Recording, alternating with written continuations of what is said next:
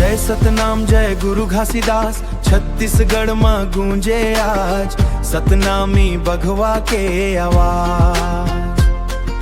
सफेद झंडा लहराए, सतनाम के जोत जलाए रे, बाबा जी के बताए रद्दा में सतनामी समाज बढ़ाए रे।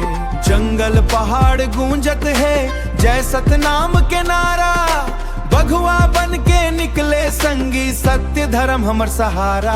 सतनामी बघवा दहाड़ मारे, अन्याय ला दूर भगाए रे, गुरु घासीदास बाबा के संदेश दुनिया गुनगुनाए रे।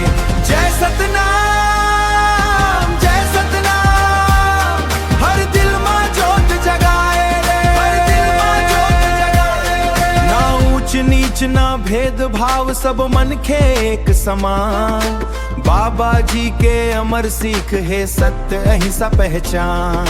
ढोल मांडर बाजत जावे, ढोल मांडर बाजत जावे, पंथी नाचा रंग जमावे, तीसी गर्ज गाए, छत्तीसगढ़ के माटी गावे, सतनाम के महिमा गाए। सतनामी बघवा दहाड़ मारे, अन्याय ला दूर भगाए रे, गुरु घासीदास बाबा के संदेश दुनिया गुनगुनाए रे। जय सतनाम जय सतनाम, हर दिल में जोत जगाए रे, हर दिल में जोत जगाए रे।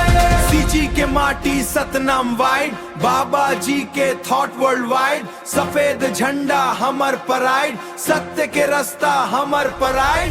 अन्याय के खिलाफ लड़बो, सच्चाई संग आगे बढ़बो, सतनामी बघवा नाम गूंजे, सतनामी बघवा नाम गूंजे, हर गली गांव में चमकबो। सतनामी बघवा दहाड़ मारे, अन्याय ला दूर भगाए रे, गुरु घासीदास बाबा के संदेश दुनिया गुनगुनाए रे।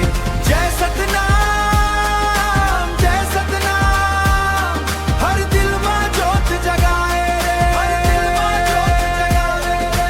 जय सतनाम के गूंज उठे धरती और आसमान, गुरु घासीदास बाबा अमर रहे, सतनामी समाज महान।